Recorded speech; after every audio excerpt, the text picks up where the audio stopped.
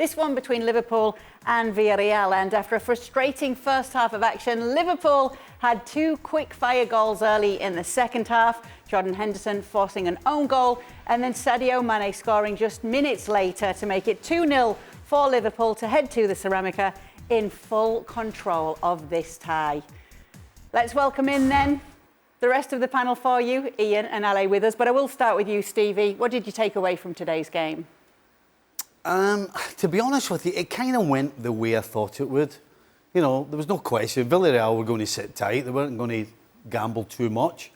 And it was going to be a question of, are Liverpool going to be able to break them down? And before the own goal, I'd have to say I'd kind of resigned myself that I wasn't quite sure whether they were going to, because they hadn't really made a pure, clean-cut chance where you're saying they should have scored. So I was beginning to get a little worried.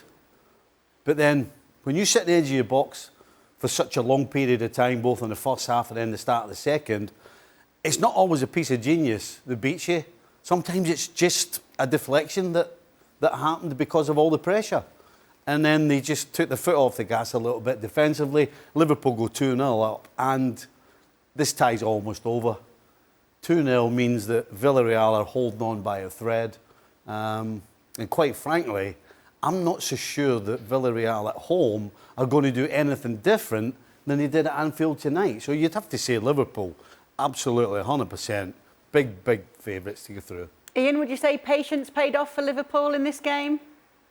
Yeah, I don't think they were in any hurry. It was a very, very domineering performance that by Liverpool. I think they'd worked Villarreal out a little bit as well. Remember, this is a team who've been written off as kind of plucky outsiders, but they'd knocked out Bayern Munich, they'd knocked out Juventus, and they'd done it tactically very cleverly. They try to work everything through Dani Parejo, their midfield player, but Liverpool's high press just suffocated all of that. So the game was being played almost like an attack v defence game the whole way. I think a breakthrough was bound to come eventually. They had so much of the ball, Liverpool, and they got those two goals in a couple of minutes. And I'm with Stevie. I think it will be a slightly different game at Villarreal. There's a cracking atmosphere there, and they created a lot of chances against Bayern Munich. So there's still a bit of work for Liverpool to do, but I think, you know, they're going to score there as well because they score in every game, don't they? And I think they're going to sail through. Who stood out for Liverpool for you today, Ale? I always think that having a player like Luis Diaz gives you variety in terms of what he can do in the attack, because individually, when you have a team that is sitting so deep as Villarreal was, somebody's going to have to break somebody down in a 1v1 situation.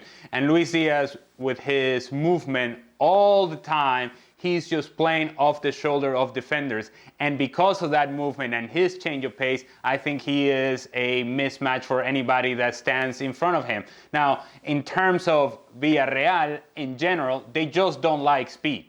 Ian just mentioned Dani Parejo. Well, Dani Parejo, he doesn't have speed, and he does not like speed. This is a guy that wants to move the ball around. In order to move the ball around, you have to have possession. In order to have possession, you have to move it quicker when you're playing against a team like Liverpool. That was never happening today for Villarreal. So they were never able to get out from that defensive shape. And so the team speed of Liverpool frustrates Villarreal. The team speed of Liverpool eventually forces turnovers, and they just park themselves in the attacking half. And there was no chance for Villarreal to go out on some sort of counter, because they weren't able to complete 3 passes to get out of their own half. They had a lot of difficulties completing passes. They had a lot of difficulties keeping possession of the ball. And then Liverpool, it just became an exercise as to when are we going to break them down, and once we do, this is going to get really comfortable. It was frustrating at times, though, for the Liverpool side of things. You could see the fans were getting antsy. I was watching this game with you. You were definitely getting frustrated, Stevie. Well, I was, but I'd have to say, you know, you're asking Ali about who stood out. I think one of the most important players for Liverpool is Fabinhos. Because Liverpool, yes, the way they press the ball, yes, how quickly they go at teams, and they attack and attack and attack. And so I'm always worried that they kind of leave themselves a little bit open for the counter-attack, just because of the way they play. And Fabinhos, not only in this game did he break so many things up. You know, yes, Liverpool's front three did close the ball down, But I think ultimately, when you've got a guy like Fabinho in the middle of the park, who even if it gets that far, he just snuffs everything out and starts the whole process again. And that's why Liverpool can put so much pressure on. So, listen, I think Fabinho was great tonight, and I think he's going to be really, really important in Villarreal doing the same job. What did you think of Mo Salah tonight? It also helps, Kay, it also helps that Villarreal are sitting so deep that there is no threat for Danjuma to go on the counter. And so the job of Fabinho becomes a lot easier when everything is in front of you. There is no threat of Villarreal of running by somebody. They are 80 yards away from any sort of attack. And so even when they win possession of the ball, even when they're able to keep possession, who are they going to play the ball to? Everybody's behind the ball, so there are no options ahead of the ball, and it becomes a lot easier for Fabinho to step in, break it up, regain possession, and here we go again. So, Ali, how do they approach this second game then, the second leg, Villarreal? A lot of prayer, a lot of hope, a lot of asking for miracles. Look, everybody loves an underdog, right? Everybody loves the Cinderella story up until we get to the semifinals of a competition. You don't want this Cinderella story. Because guess what? This is a mismatch, right? It's a great story for Villarreal. Okay, fantastic. It's romantic. Okay, great. And now do we have the same competitive environment that we had yesterday between Real Madrid and Manchester City? No. This is a mismatch. In the second half, once it went to 2-0, it was a training session for Liverpool where they were resting their legs for their game this weekend in Premier League. And this is the semifinal of the Champions League that we're talking about. It was an exercise for Liverpool in the second half once they scored a couple of goals. It is over. Now, I understand that Stevie, because he's got his Liverpool ties, that he doesn't want to go as far as to say that it is done, so I'll do it for him. It is done. There's no chance Villarreal comes back against Liverpool. It would be a huge shock, let's be honest. Because I think the most important thing is Villarreal can't go about it any other way. And so again, just like the first goal tonight, because of the pressure, something has to give. And it doesn't always have to be a bit of magic. When you're defending as deep as they are, and they had to, I'm not saying this is Atletico Madrid and Simeone. This was a case of they had no choice. Liverpool just pushed them back, just flat out bullied them and pushed them and made them defend where they did. And as I said, it comes down to pressure. Eventually the valve goes and everything opens up.